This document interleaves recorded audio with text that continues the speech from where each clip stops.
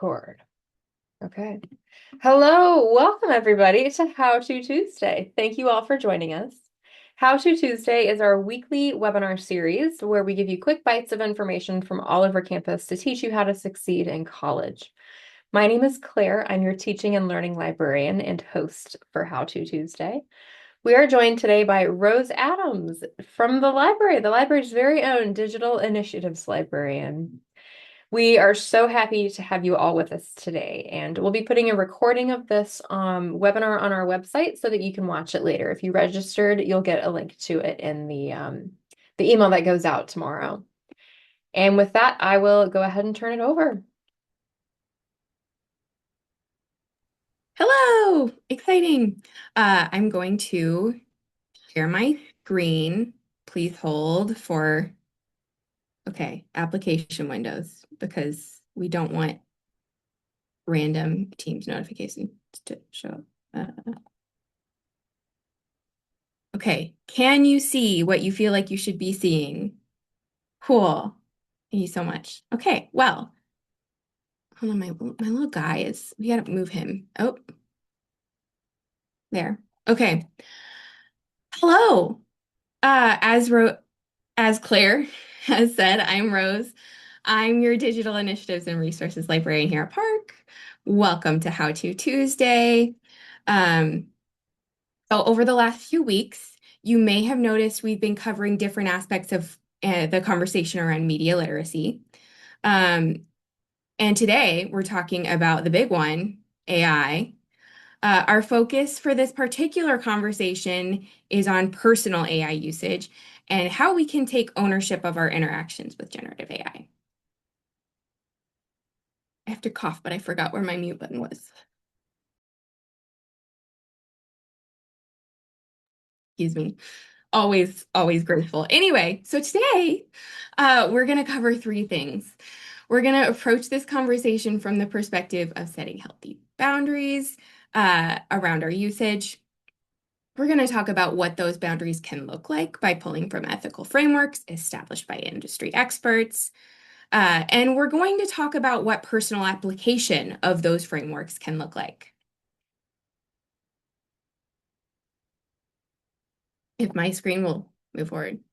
Cool. Okay. Oh, why boundaries? Why did I choose that particular word? Why is setting boundaries within AI usage so important? Well, the concept of generative AI is pretty impactful. It's everywhere. This conversation is bleeding into every professional environment that there is, and it's going beyond that to slip into our personal lives, our personal usage. It is quite literally everywhere. Um, and Unfortunately, what is not everywhere is an instruction manual or any kind of structure really that helps us navigate all of the really complicated issues regarding AI, like its impact on the environment or the conversation of intellectual property or how generative AI fits into the whole like copyright conversation. Um, I think it's safe to say we've never had a tool quite as ambiguous as this one. While the issues that it's raising aren't actually all that new, the context is very new, and it can be hard to wrap our minds around. We need a home base. Uh, any successful tool needs a usage framework. It needs a reason to be used and a list of criteria for what skilled and ethical usage looks like. But with a tool like this, those parameters are really hard to define. So, boundaries are expectations and structure that we establish to keep us grounded and secure. They give a home base to work from so that we can that we can go off and explore and learn new things without being worried about losing the plot, if you will. They can give us a structure of accountability so that as we explore, we can more easily identify what choices, actions, experiences are actually productive and what doesn't serve us. But when people talk about the ethics of artificial intelligence, a lot of those conversations are coming from people who build the systems, industry experts, right? Engineers, researchers, big tech companies. Their focus is usually on how AI should be designed and governed at a large scale. but the principles they're discussing actually translate pretty well to how we use AI in everyday life. We're still interacting with it, we're still shaping it, we're still making choices about how it shows up in our work. So let's look at a few of those core ideas behind the conversations and how they can translate to individual usage. So the most common ethical framework I see surrounding AI has five, sometimes six key components. The first is fairness and equity. AI systems learn from data created by humans, which means they can pick up our biases right along with everything else. Sometimes that shows up as stereotypes, and sometimes it shows up as bigger systemic problems that are a little bit harder to pin down. One of the most important things that we can do as users is stay aware of that possibility and question outputs that feel off. Treat AI like a draft that still needs an editor. Transparency and explainability is the second one. If you're using AI to generate ideas or like summarize information or help you work through a problem, it helps to understand how those answers are being produced. Um, you don't really need to know the technical mechanics, but you do need to stay engaged with the process. AI should not be a replacement for your own thinking. Accountability. At the end of the day, the responsibility for how AI is used still belongs to the human using it. So if an AI tool produces something inaccurate or misleading and we pass it along without checking it, that's still on us. Using AI responsibly means staying willing to verify correct, learn from mistakes. Excuse me, sorry, my brain is like glossing over. Um, so we need to be able to learn from our mistakes. We need to take accountability for the choices we make, including AI. So next, privacy. As tools okay, so AI tools run on data, and sometimes that data includes what we give them. That means um,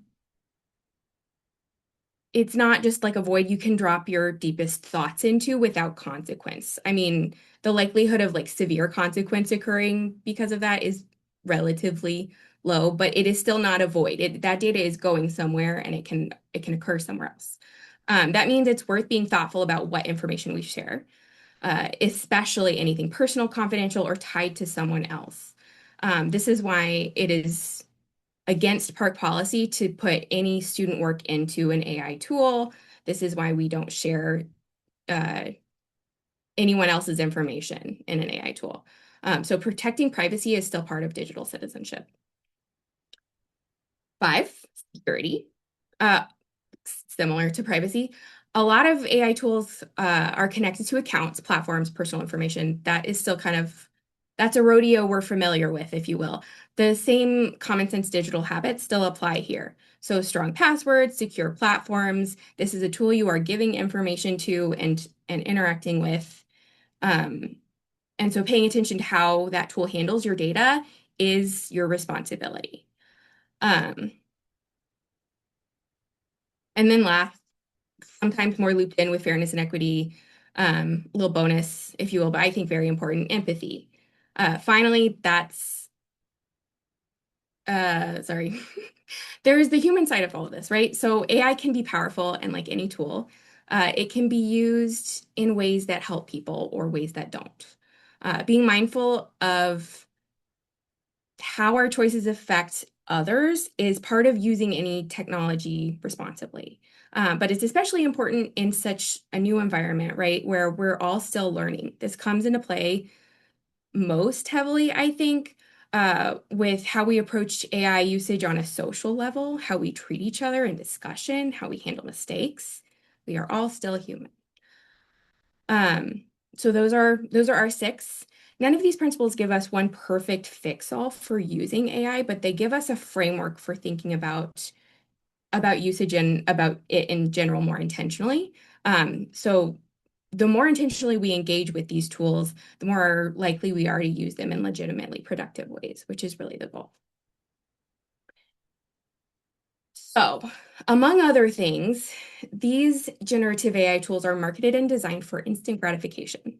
We, when we're approaching the concept of engaging with it ethically, as with the consumption of most things, taking intentional steps to slow down and pay attention to your consumption is usually the best path toward impactful and ethical engagement. So when you slow down, you're able to look more closely, you're able to trust yourself more, you're able to like learn from your experience more. So for example, when I critically evaluate my usage of generative AI, I have found that LLMs like ChatGPT in particular are not actually that productive as thought partner tools for me.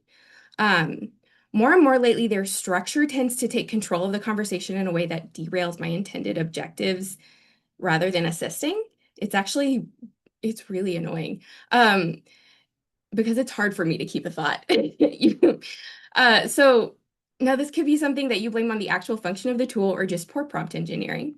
Um, but either way, it highlights the fact that in order for this tool to be helpful at all to me, I have to be in control. I have to take ownership of my work, my questions. I have to be patient with myself and be thinking critically and actively participating in use of these tools. My top priority is doing my work well. And if I lose sight of that by believing that an LLM or some other type of generative tool can do my job better than I can, or worse, assuming that it's somehow this tool's responsibility to learn and understand all the different competencies that I should be applying to my work, I can end up wasting a lot of time and just creating more work for myself. So, in order to prevent that from happening, I can take those key considerations from our ethical framework and I can center myself on my work. So before I turn to an AI tool to help me with a project or a task, I can do a little check-in. How am I feeling? What triggered this choice in my workflow? Am I panicked? Am I curious? Am I hopeful? Am I bored, tired, lonely? What am I hoping to accomplish? I can set clear objectives for how I'm going to engage with this tool. This will not, sorry, it won't only help me make sure that my prompts are effective, but it keeps me in the driver's seat. This is, it's a tool. I am the true intelligence in this interaction. Okay. This is me. The brain is still mostly in, well, mostly in here. Uh, then after I've written my prompts, I can take a second. LLMs in particular can be pretty good at making shallow ideas seem groundbreaking. I'm gonna give it a second to let that instant gratification wear off so that I can critically evaluate what this tool is offering me. Once I've paused, I can come back and revisit my original objectives. So, what are my expectations for this interaction? Am I headed in the right direction? Is this something that could be fixed with another prompt? Giving it another try? Is this turning out to be my most productive path forward? Or am I better off using other tools and resources to move forward? So when I'm finished, either with my session or with whatever project I'm working on as a whole, I can reflect on the process. I can take a look at what role generative AI had in my work, if any of it actually made any impact on my final product, and more importantly, what do I think about my work? Not whatever has been generated by AI, but like holistically my work. How much of this was me? What am I learning? What am I taking with me? What am I letting go of? Because well, what am I sacrificing or outsourcing in by using this tool? Because I do think that when we use AI, we are giving up something. We might determine that it's worth it, but there is something that we are sacrificing in the process. So, ethical AI use isn't something you decide once and move on from. It's a process. The technology will keep changing, and so will the conversation around it, which means we all have to keep revisiting how we use it. There's also really just one right way to approach these tools. Different contexts call for different boundaries. And what matters is that your choices are intentional and that you can stand behind them. So if you feel uncomfortable explaining how you used AI in a project or a decision, that is usually a sign that it's time to pause and rethink it. Um, it's worth remembering. AI is a tool. It's a tool like nothing we have ever seen before, but it is still just a tool. It is not another person. There will never be a single system that can do everything or replace your judgment either. So we need to be critical about where our use is actually useful. So thank you for listening. I encourage you to take what you've heard here today and test it out yourself. Remember, this is a process. If something that we have sorry, I wrote this part down because I knew I would be bad at the conclusion, and I did this last time too. Do you remember? So it's something that we have to continuously do. We got to be patient with ourselves. We have to understand that what works for us might not work for someone else. And your process is going to change too. These are ideas we have to keep revisiting, reassessing. So be critical, be reflective, be intentional, be curious. Thank you. Awesome. Thank you so much, Rose, for sharing all of that helpful information with us. I know it was a lot to take in, and so this recording of this webinar again will be emailed out to you guys. You can watch it again, take notes next time, maybe share it with your students. Again, How to Tuesday is our weekly webinar series. So I will see you all next week at noon, same time, same place, to learn about emotions with Casey from the Counseling Center. Information will go out next week for registering for that, and I will see you all then. Thank you so much.